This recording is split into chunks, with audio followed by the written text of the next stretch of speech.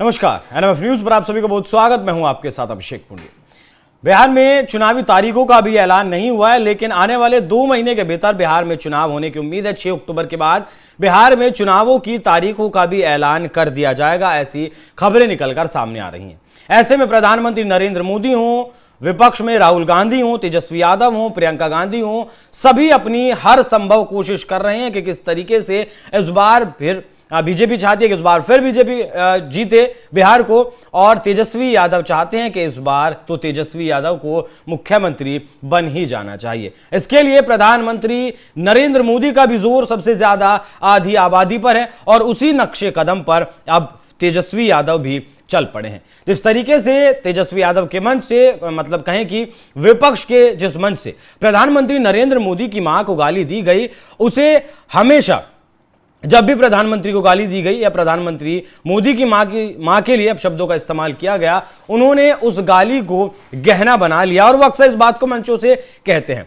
BJP ने उस गाली को चुनावी कैंपेन की तरह इस्तेमाल किया, और ये पहली बार नहीं था जब बीजेपी ने इस कैंपेन को अपशब्द के नाम पर चलाया। इससे पहले जब मोदी चोर है जैसी बातें कही गई थी, या फिर मौत का सौदागर जैसी बातें कही गई थी, तब भी इसी तरीके से उसे चुनावी मुद्दा बना लिया गया था। लेकिन अब तेजस्वी यादव भी उसी तरीके से उस तरफ अब चल पड़े हैं जिस तरीके से प्रधानमंत्री नरेंद्र मोदी करते हैं। देखिए, प्रधानमंत्री मोदी ने यह कहा कि जैसे कि उनकी मां को अपशब्द कहे गए, वो किसी भी लिहाज से ठीक नहीं था।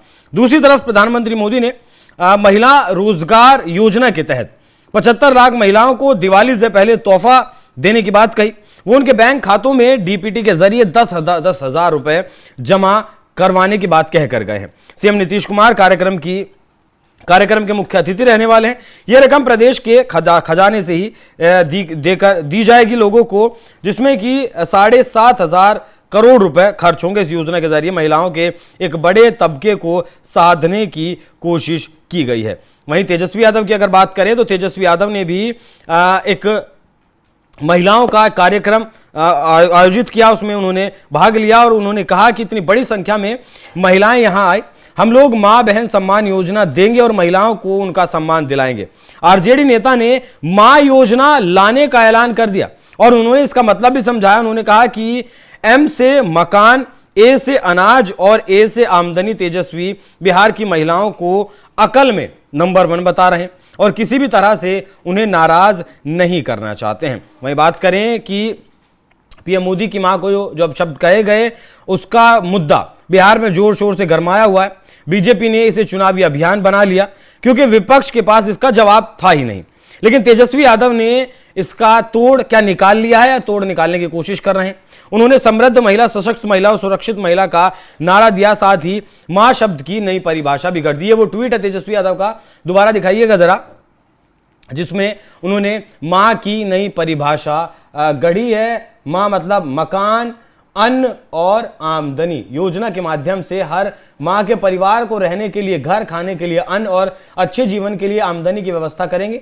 2,500 रुपए हर महीने वाली माई बहन मान योजना से लेकर 1,500 रुपए मासिक पेंशन जैसे अनेक लाभप्रद योजनाएं तय की गई हैं। तो महिला कार्ड जिस तरीके से प्रधानमंत्री या फिर बीजेपी खेलती है, ठीक वैसे ही अब इस बार एनडीए की तरफ से भी ये खेलने की कोशिश की गई है। अब कितना कामयाब होगा, कितना नहीं होगा, वो तो देखने वाली बात होगी। लेकिन जब प्रधानमंत्री नरेंद्र मोदी को जब विपक्षी पार्टियों की तरफ से अपशब्द कहे गए हैं, तब उन्होंने उस पर आक्रामकता ना दिखाते हुए शालीनता से जवाब दिया। इतना ही नहीं, उन्होंने अपने खिलाफ होने वाले हर निजी हमले को कैंपेन में भी तब्दील किया, चुनावी रैलियों में मुद्दा बनाया, और विपक्ष को कटघरे में भी खड़ा किया। बात 2007 की है, जब विधानसभा चुनाव थे गुजरात में, तब सोनिया गांधी ने उन्हें मौत का सौदागर बताया था, जिसका पार्टी को बहुत बड़ा खामियाजा उठाना पड़ा था। लोकसभा चुनाव 2014 से पहले कांग्रेस नेता मणिशंकर अय्यर ने उन्हें चाय वाला बताया था,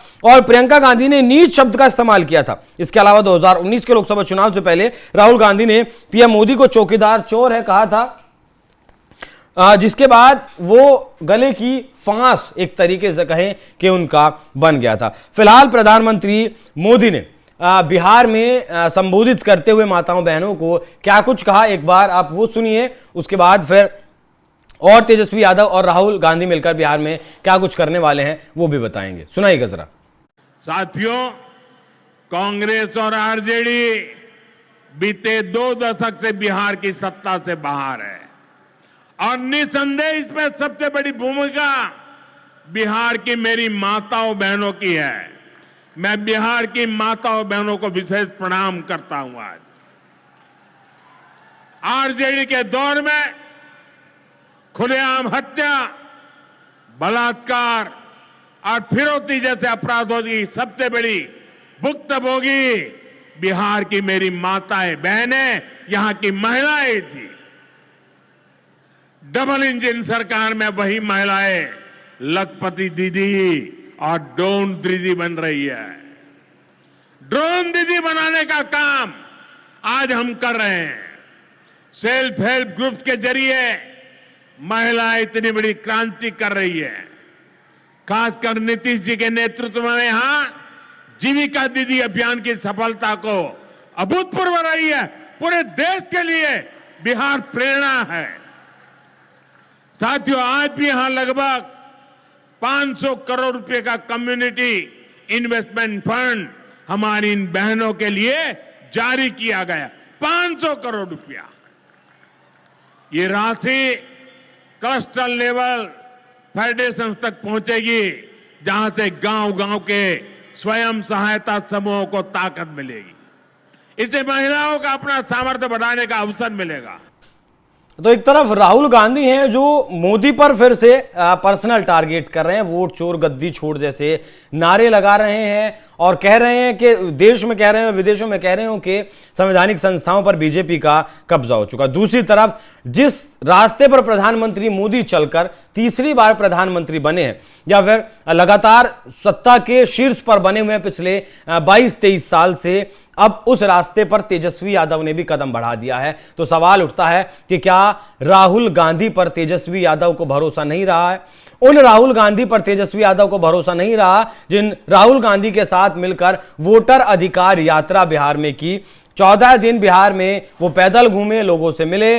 बिहार के सासाराम से यात्रा शुरू होती है, पटना तक खत्म होती है और इस बीच कहा जाता है राहुल गांधी के द्वारा कि एक एटम बॉम्ब तो मैं फोड़ चुका हूं कर्नाटक की एक सीट को लेकर, महादेवपुरा सीट को लेकर, जिसमें उन्होंने कहा 1 लाख से ज्यादा वोटों की चोरी हुई। उसके बाद हाइड्रोजन बॉम्ब वो फोड़ने वाले हैं। अब हाइड्रोजन बॉम्ब जैसी कोई चीज उन्होंने प्रेस कॉन्फ्रेंस करके एक प्रेजेंटेशन दी तो जरूर, लेकिन बिहार के मतदाताओं पर उससे फर्क नहीं पड़ा। लेकिन इस बात को तेजस्वी यादव सीख गए हैं, समझ गए हैं कि प्रधानमंत्री पर पर्सनल टारगेट करके सत्ता की कुर्सी को वो हासिल नहीं कर पाएंगे और इसीलिए आधी आबादी पर उन्होंने अब जोर दिया है। आधी आबादी की वो बात कर रहे हैं, खासकर महिलाओं की बात कर रहे हैं, महिलाओं को संबोधित कर रहे हैं, महिलाओं के लिए जनसभाएं बुला रहे हैं, महिलाओं के लिए स्पेशल कार्यक्रम कर रहे हैं। भले ही राहुल गांधी के साथ, मल्लिकार्जुन खड़गे के साथ मंच साझा जरूर कर रहे हैं, अपने वादे जरूर बता रहे हैं लोगों को, लेकिन एक अपनी भी लाइन उन्होंने पकड़ ली है। क्योंकि जो बिहार वोटर अधिकार यात्रा जो राहुल गांधी के साथ तेजस्वी यादव ने चलाई थी, उसके बाद एक यात्रा उन्होंने अकेले की और उससे पहले भी एक यात्रा उन्होंने अकेले की थी। तो यह दिखाता है तेजस्वी यादव को राहुल गांधी के ऊपर भरोसा नहीं है। अब वो जान चुके हैं कि अगर चुनाव जीतना है